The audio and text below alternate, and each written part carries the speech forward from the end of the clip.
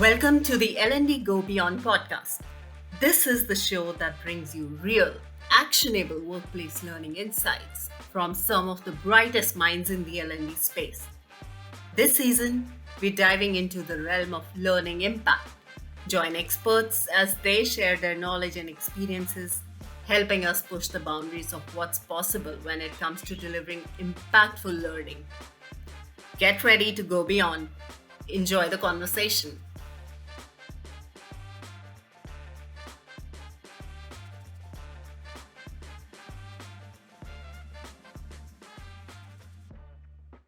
Hello, everyone. Thank you for joining us today for this third episode of season 2 of L&D Go Beyond podcast.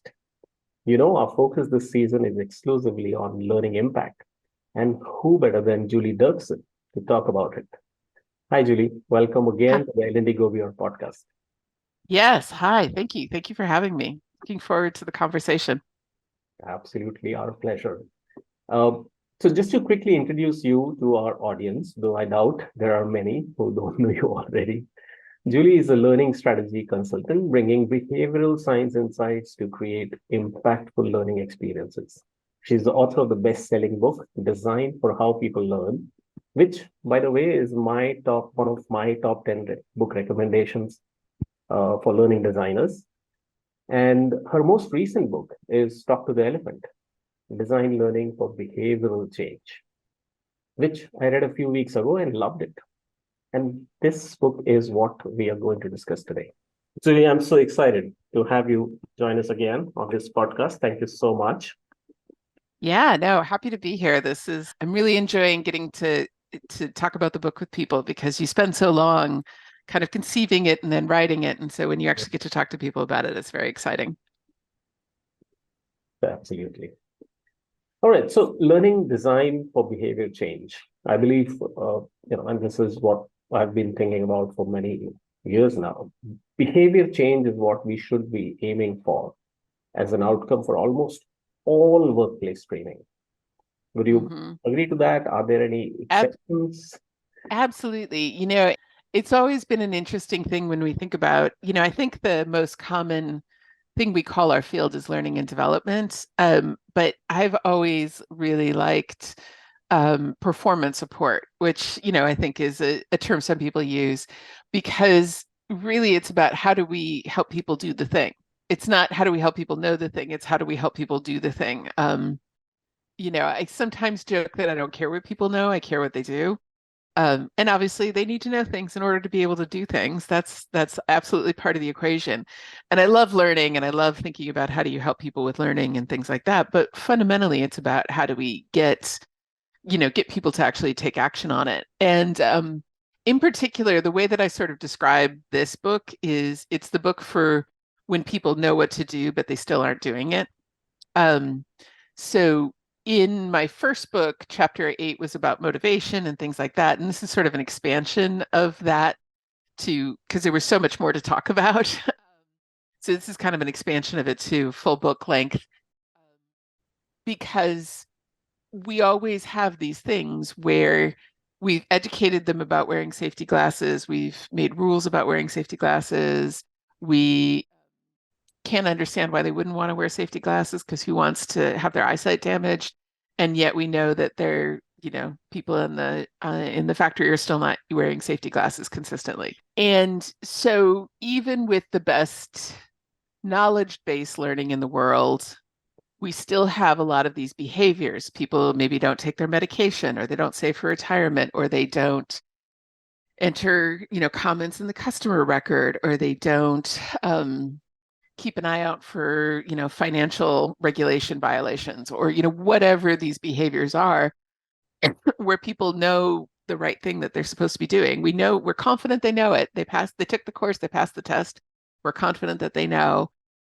And yet it still isn't fixing the problem with the behavior. And so that's what this book is aimed towards, is what do we do then? And not everything is a training problem. I have a whole chapter on, is it a training problem? And, if the incentives are wrong, if somebody's being paid for speed they're not going to be as concerned about accuracy. Like if we're incenting speed but not accuracy, we're going to get speed, but we probably won't get accuracy. But but there are things we can do as part of a learning experience that will help. There are ways to make it more tangible and real for people, which is where the title of the book comes from, Talk to the Elephant. It's from a metaphor by Jonathan Haidt, who's a psychologist, and he talks about how our brains are like an elephant and a rider. And the elephant is all of this stuff in the back of our brain, like reflexes and physical control and fine motor control and hearing and seeing and vision and auditory processing and emotional regulation. So it's all the parts of our brain that are concerned with seeing, feeling, emotions, physical movement, interacting with the world. And that's the elephant. And then we've got a rider up front, which is usually like kind of, they talk about the prefrontal cortex as being the basis for things like executive control and reasoning and logic. And it's the part of our brain that activates when we're projecting out into the future and considering a consequence. So when I'm thinking about, well, what could happen if I don't wear my safety goggles? That's the rider kind of going, okay, let me project out and think, is this worth getting, potential damage to my eyesight? Well, clearly it's not. I should go and find the safety goggles. But the problem is that both entities make decisions. The example I use in my first book is when your alarm clock goes off and you should get up, but you also want to hit the snooze button. So your rider is like, you should get up so that you can get ahead of the day and you can have time to make coffee and you can read your notes before you have to jump on Zoom and things. And your elephant is like, but it's warm and comfortable and nice in bed. And I think we should stay here a little longer. And so you have these two entities that are making decisions. And in learning and development, we tend to always go with the logical argument.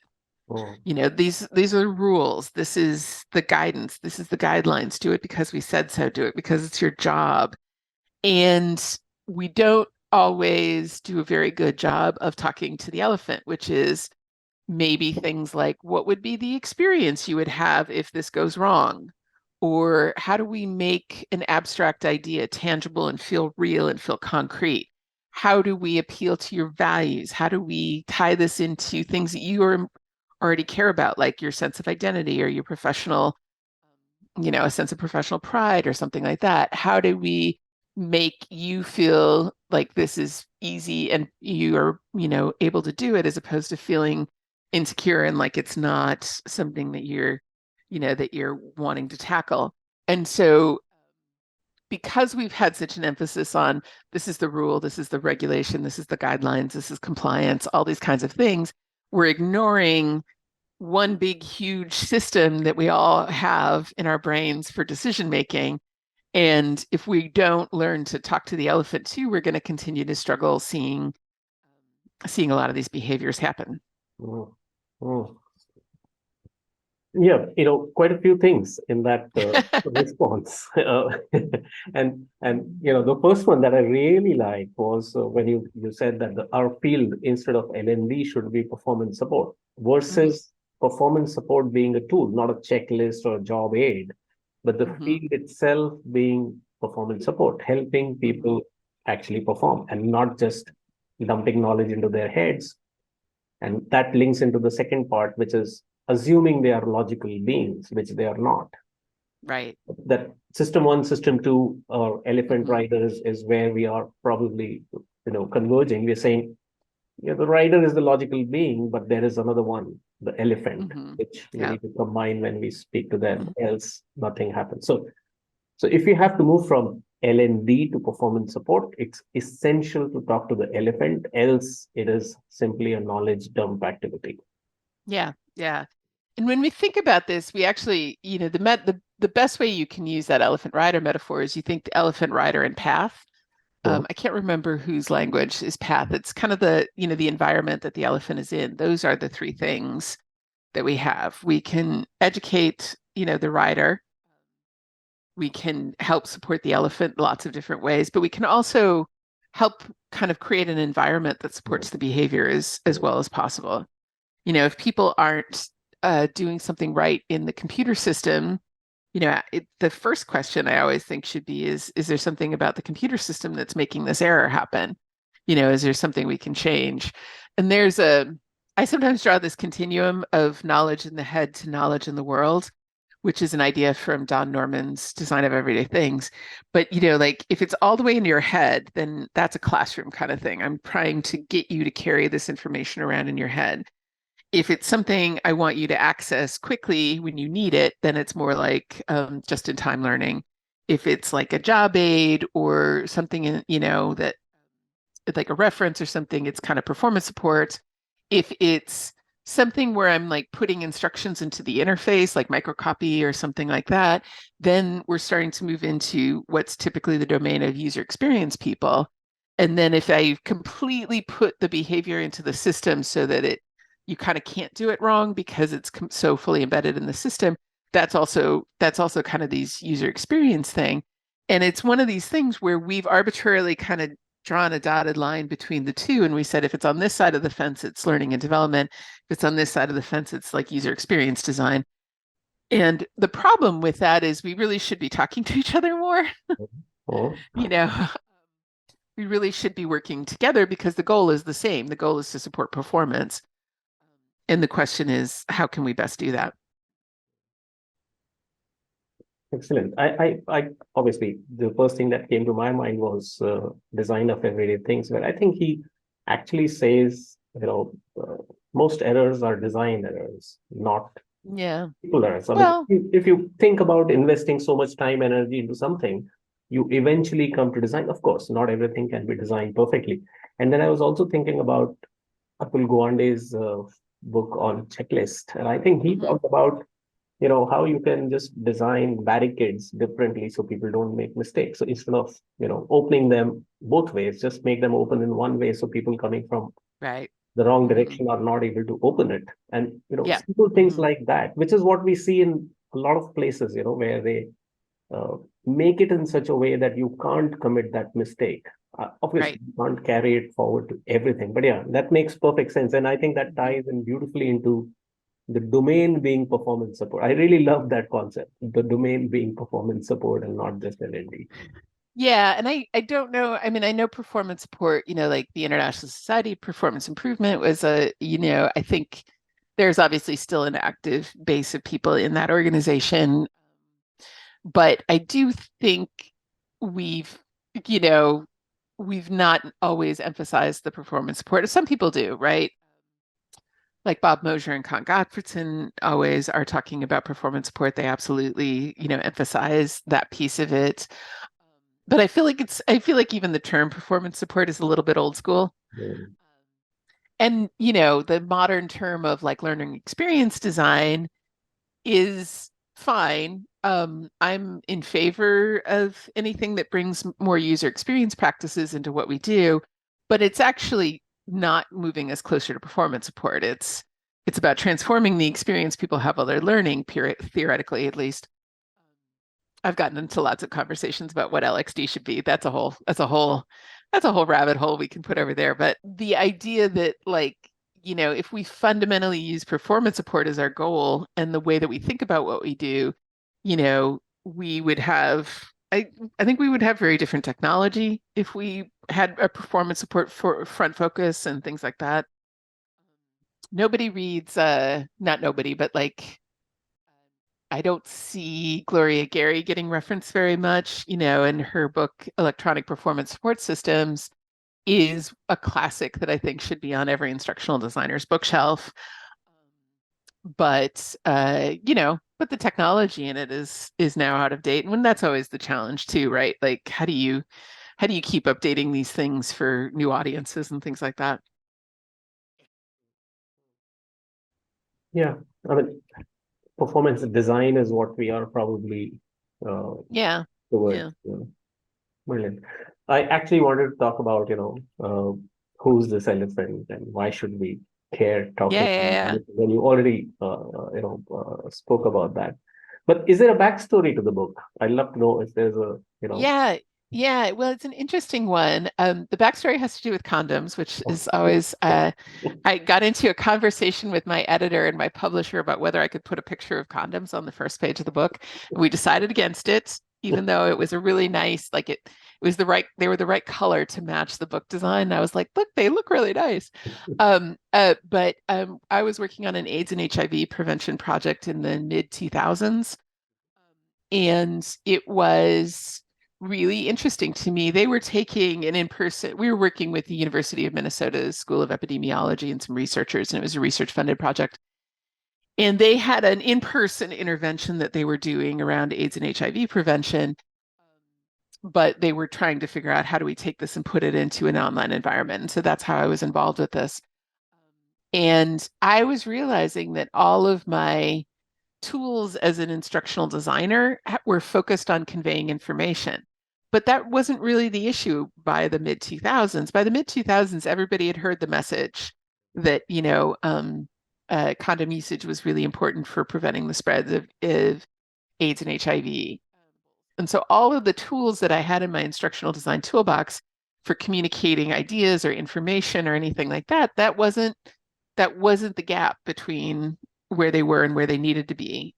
It was about adherence. It was about, are we going to actually, we know we should do it, but are we actually going to do it? And so it was very much they knew what to do, but they still weren't necessarily doing it.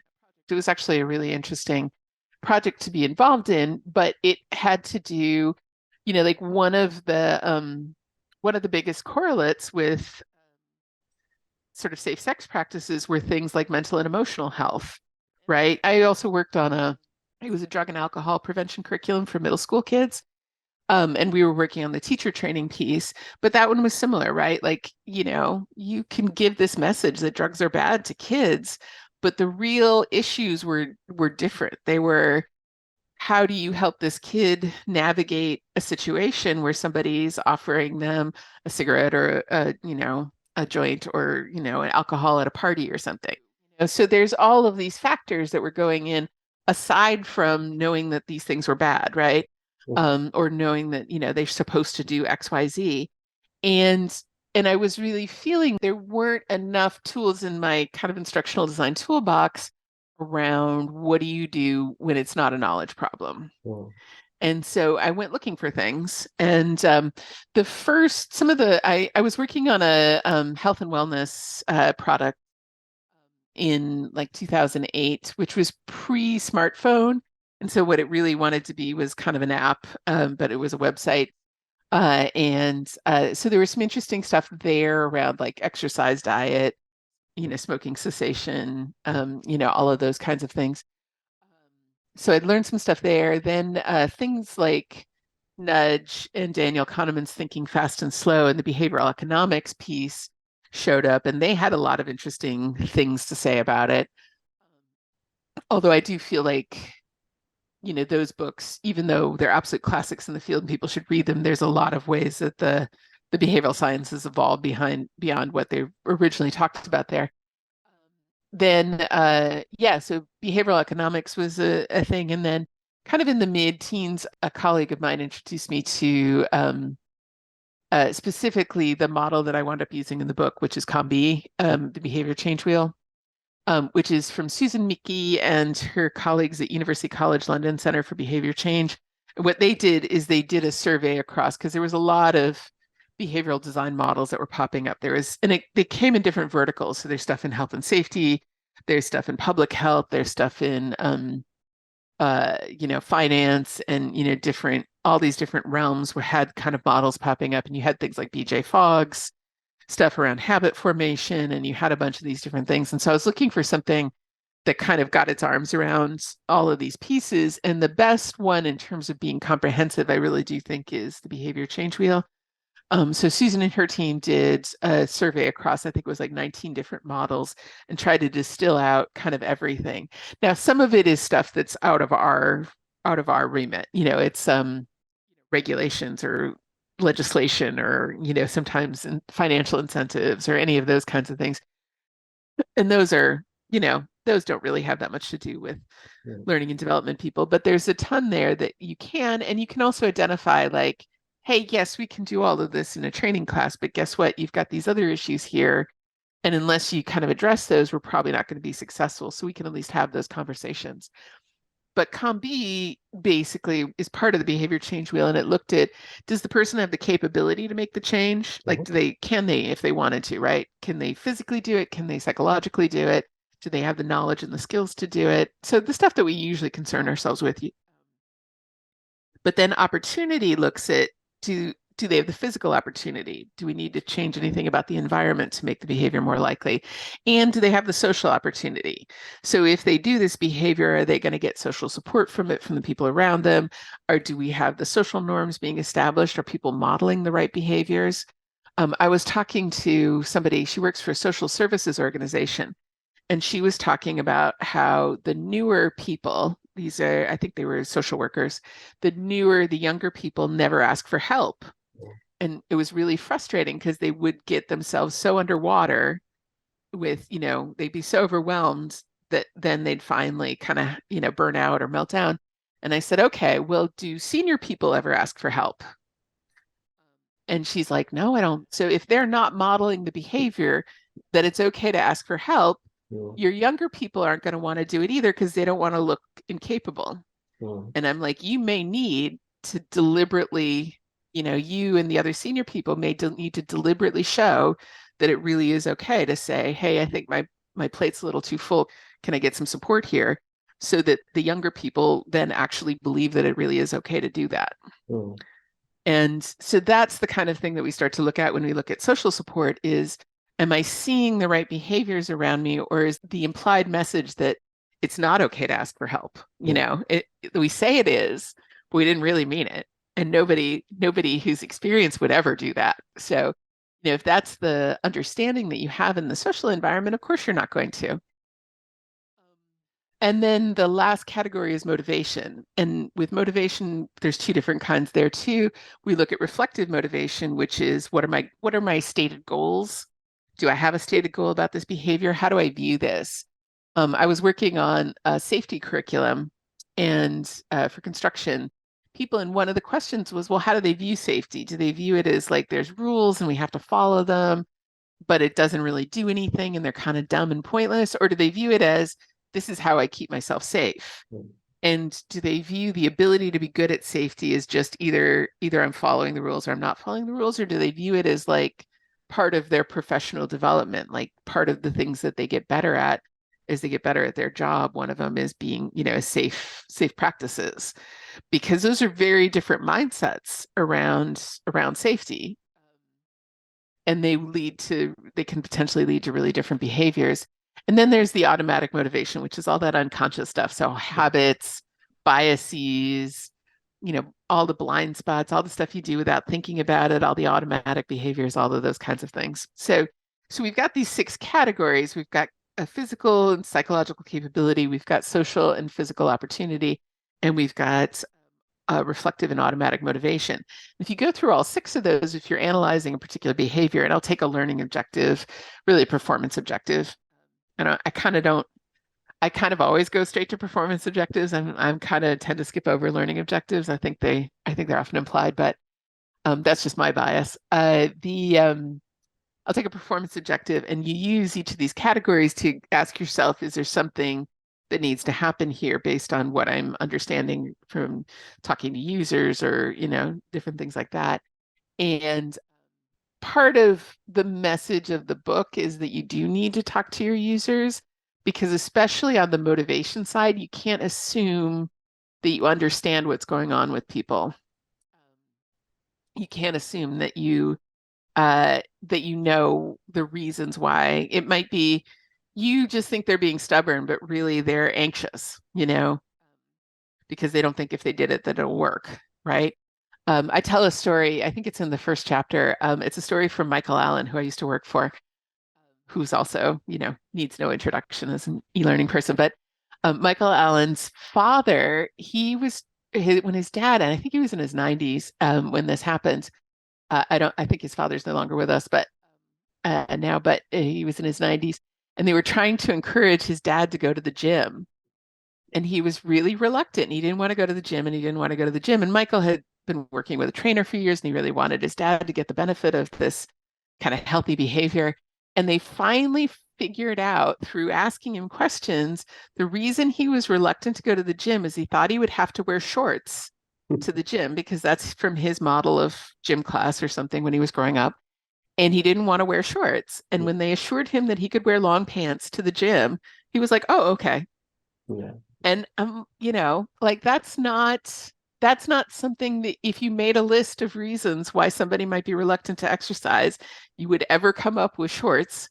And yet, so that's my mild anecdote for why it's super important to make sure that you're talking to your users about what the issues are and what the challenges are and those kinds of things to understand how do you we're often fixing the wrong problem is another thing if you're Michael's dad.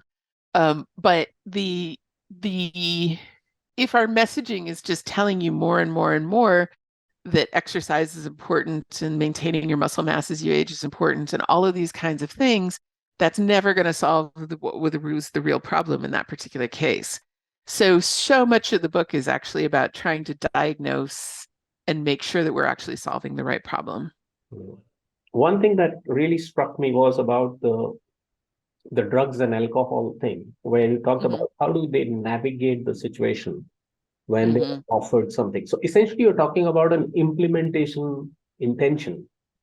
Where in this situation, if this happens, I'll do this. If this, then I'll do this, and those kind of things. So you're giving them some sort of a guide to act or behave in a particular situation if they face that. And it's not just knowledge, but also help in doing that activity or behavior. That I was working with, it was a curriculum called Project Alert, which I think it's part of the RAND Foundation now. I'm not sure. Actually, the whole curriculum I think is freely available online these days. But the curriculum had lots of opportunities. They would do role plays, they would do skits, they created little videos, they had little games where these kids would like practice answering the question, how do you say no? Until it would become this kind of like automatic, comfortable thing. And so then if they're in the social situation, they're like, no, it's cool, man. I'm good. As opposed to right? And so that was the strategy, was much less about information about what bad things drugs will do and much more about how do I give you not only like the motivation to say no and handle it in this situation, but actually a practiced behavior. So, when this happens, I'm going to do this and I'm ready. I can do it smoothly and it's going to be no big deal.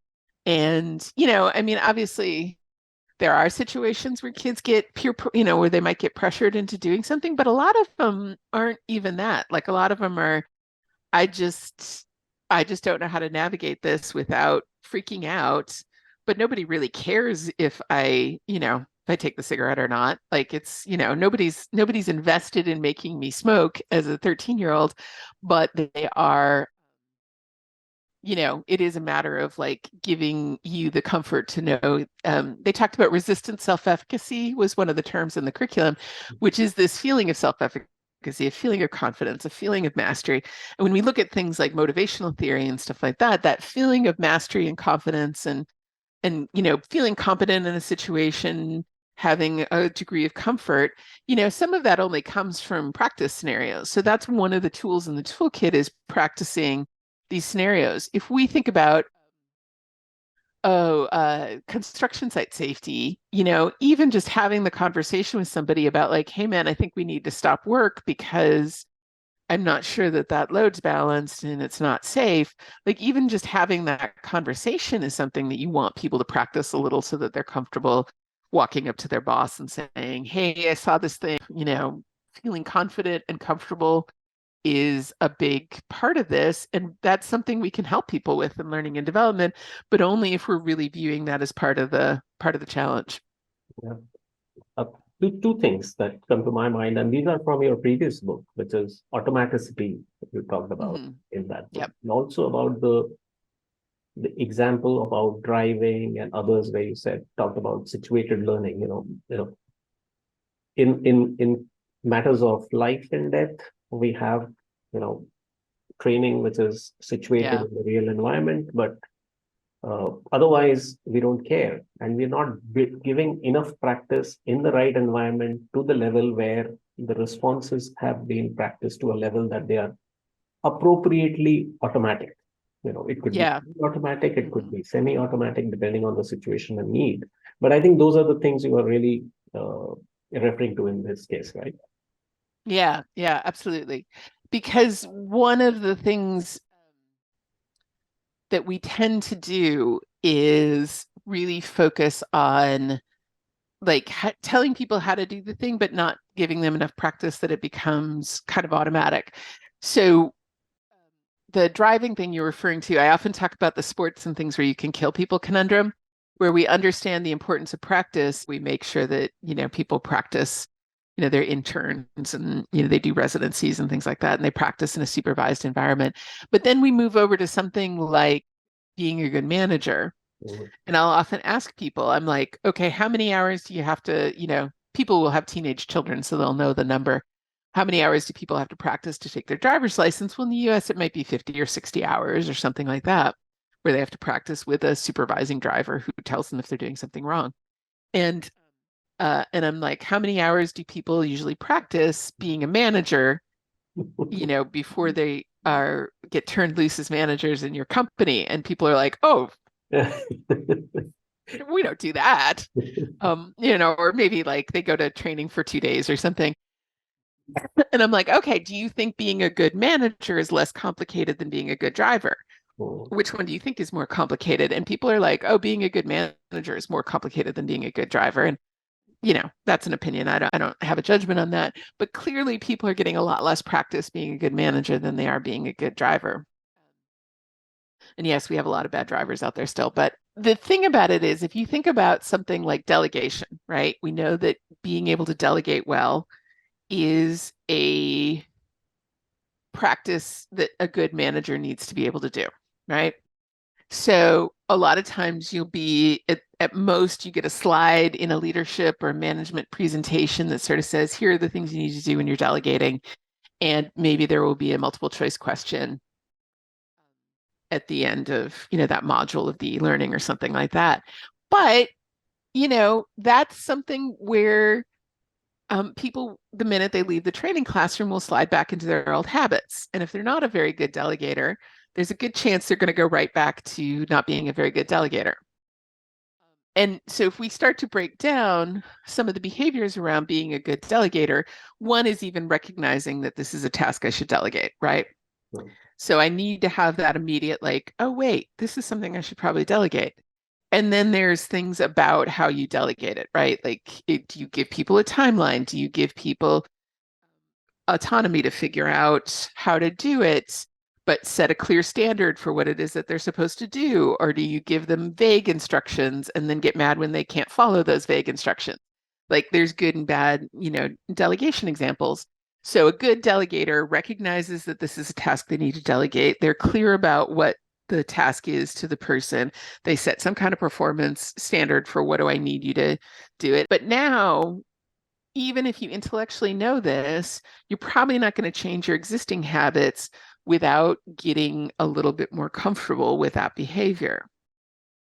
And what we really want to do is get you to the point where you're doing good delegation practices without even having to think about it, where we replace your old automatic behaviors, which is not delegating or delegating poorly or whatever it is, and replace them with new automatic behaviors. But that automaticity, making it an automatic thing that you do without thinking about it,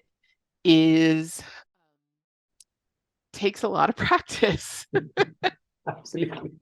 And we're not great in our field at designing enough practice for people to build those skills.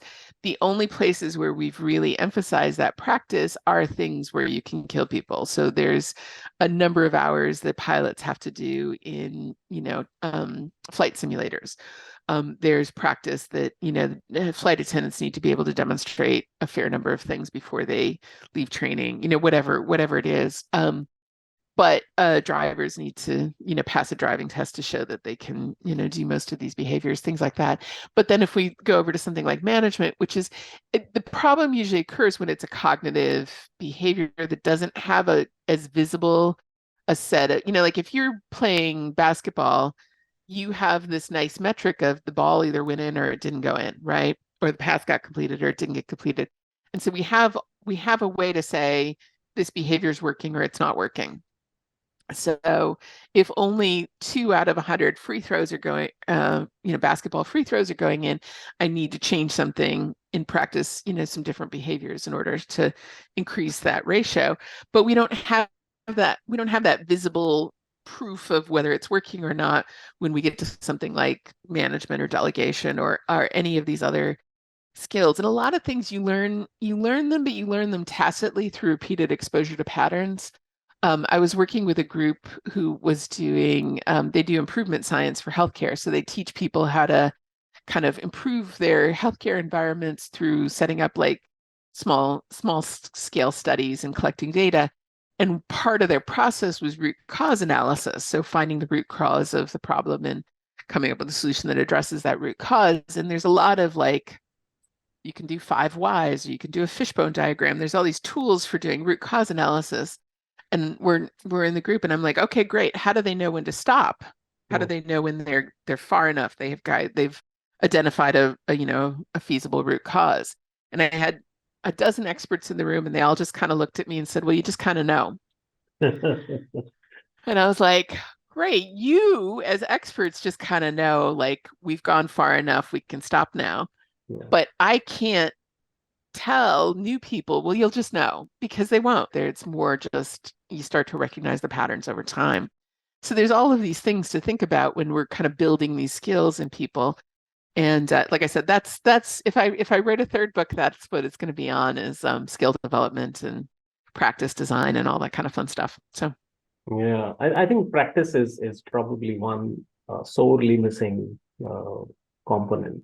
Enough practice can solve a lot of problems. So right. we can keep ranting about it. But coming back to the thing that you talked about, people not asking for help in one of those Yeah. examples, I was recalling an example that Marshall Goldsmith talks about in his book about IBM trying to implement coaching in their Oh, yeah. and eventually they discovered why coaching wasn't successful is because in their appraisals, they were rating people higher who did not need support. Oh, interesting. Okay. Yeah. And I was thinking about it when I read your book and you talked about the feedback system. So this is like a feedback system. My appraisal says that you are good if you don't need support. But I'm running an initiative on coaching and I think everybody needs some help. But why would people ask for help if your feedback system or appraisal system is really in conflict? So I was thinking about that when you said, do your managers ask for help, etc. So I think coming back to that part, the feedback system, I think a little of it is also in the managerial activities, I think in delegation. I think the immediate feedback, like in basketball, the feedback is almost immediate. It is a score. Right. You can see it every 5 minutes or so. But in delegation, maybe it's long and not so clear. So are there ways to build that feedback mechanism? Well, We can do some practice scenarios, etc. But no, I think practice scenarios are a way to do that. Looking at the feedback mechanism. So there's 2 things that will, I think, pretty much always show up when you've got a behavior change problem. And one is just the nature of the world, and it's competing priorities, right? We're saying this behavior is very, very important, but if I've got time for 10 things today and that behavior is number 11, then I'm not going to get to it, right? So a lot of times we're not trying to convince people it's important, that it's more important than all of these other things. And, quite frankly, sometimes it's not. Sometimes we're dealing with a behavior that it's important to us because it's our job to build a training course around it, but it just isn't actually that important to our users. And that's something that you should also be realistic about, I think. But the other thing that I see, I've never seen a real behavior change challenge that didn't have delayed or absent feedback as part of the issue. And so that's And one of the things that I talk about when I talk about kind of systems is, where does the feedback show up? Does the individual get the feedback? Does the feedback show up at a group level? Does the feedback show up at a system level?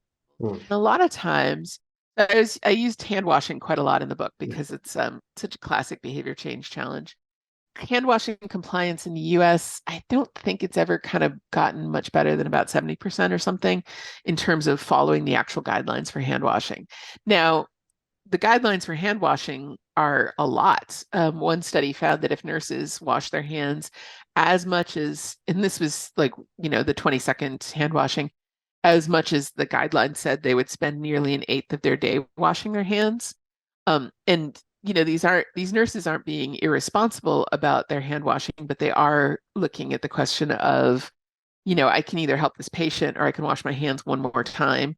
And sometimes they're going to choose the patient, and sometimes rightly, like sometimes the patient's in distress, and the more important thing is assisting them right now, than it is, making sure that my hands are clean before I do it.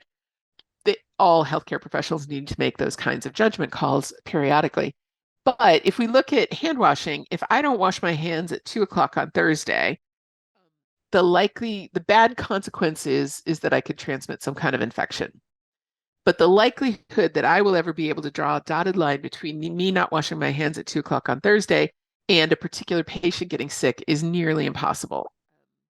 There might be an instance where we could find it, track it, but I mean, in the scheme of things, it's going to be a vanishingly small percentage of cases where we would be able to connect that behavior and that outcome.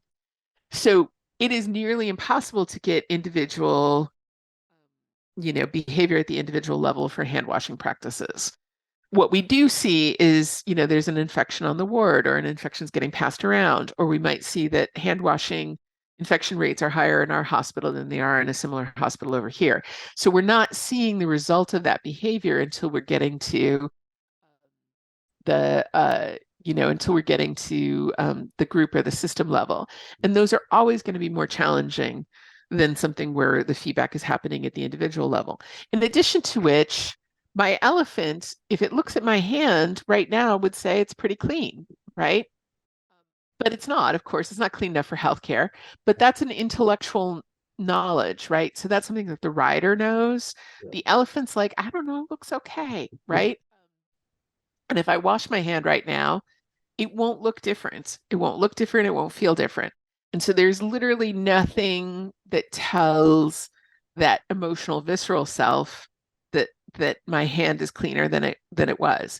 If I actually have stuff on my hands, I'm going to wash them. I don't think that I think people with actual soiled hands are washing them for the most part. There might be some exceptions, but by and large, I've washed it 10 times in the last 20 minutes and I need to wash them yet again because I moved this chair, and that's the hand washing where we typically, I think, have the compliance issues on those kinds of things. And so that's very much an intellectual knowledge, things like germ theory, and the knowledge that this hand, and then if I wash it, they look exactly the same, but they're not the same. That is all intellectual, cognitive, none of it is. So I think a lot of the behavior change stuff comes when our cues from the world, our cues from our physical environment, the feedback that we're getting in the world are at odds with our intellectual knowledge. So I know I should save for retirement, and I do. I save for retirement. But if I don't save for retirement, nothing's different tomorrow than it was today, because I'm, X number of years away from retiring. And so the only reason I would save for retirement is intellectually, I know that when I get to retirement age, I want there to be money to support me. But that is this intellectual project out into the future knowledge. So one of the researchers that I love in this space is Jeremy Bailenson and his group at Stanford's Virtual Human Interaction Laboratory. And they do things like, if you walk around a virtual reality environment as your retirement age self, they'll do the thing where they age you up and have you walk around in the world, and you have mirrors so you can kind of see yourself. So you get to see what you would look like when you're retirement age. If you do that for a while, and then they ask you about a bunch of questions, including a question about saving for retirement, you're more likely to want to save for your retirement than if you walked around a virtual reality environment as, some other character, not your aged self. And so, like, making that future more real changes your behavior in the present. And so that's something that we can look at doing in a lot of our learning design is how do I make this future abstract concept feel more real? So every hand washing curriculum in the world is going to have some way of showing you making, they do black light for some of them, or they do an activity where you have rubber gloves and you rub stuff on them and then you wash them and you see where you still have stuff, like they have some way to take this intellectual concept of germs and make it real and visceral for you so that you have a more direct physical experience of the consequences of not washing your hands. Excellent. Yes, absolutely. Yeah, making it visceral, and I think a VR could be a good tool to do that, especially for things where you don't have feedback, immediate feedback.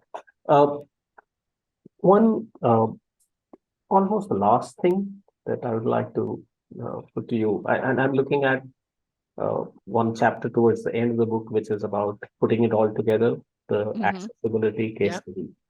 And allow me a minute or a few seconds to go through the process as I understood it. Sure.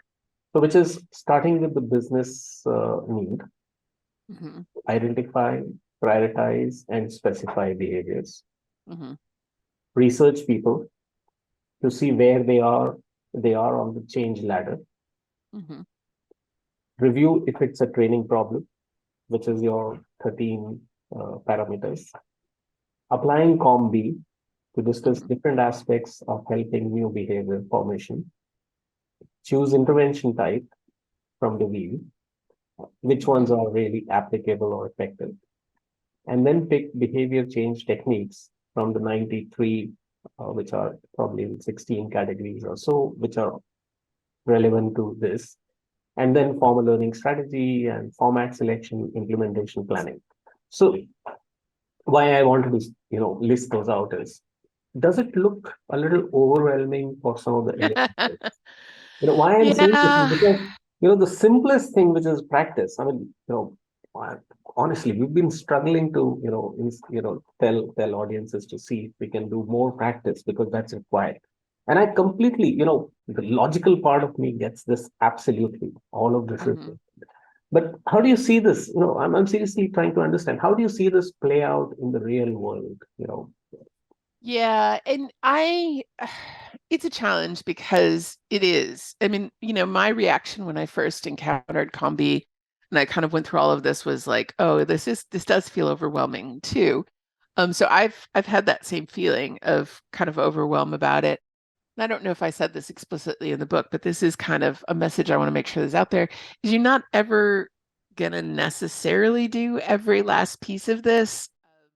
I think if you're dealing with a really critical behavior, it's a very expensive behavior, or it's a behavior where people potentially, can be injured or something like that, then maybe you do this all from start to finish and you go through absolutely every part of the process.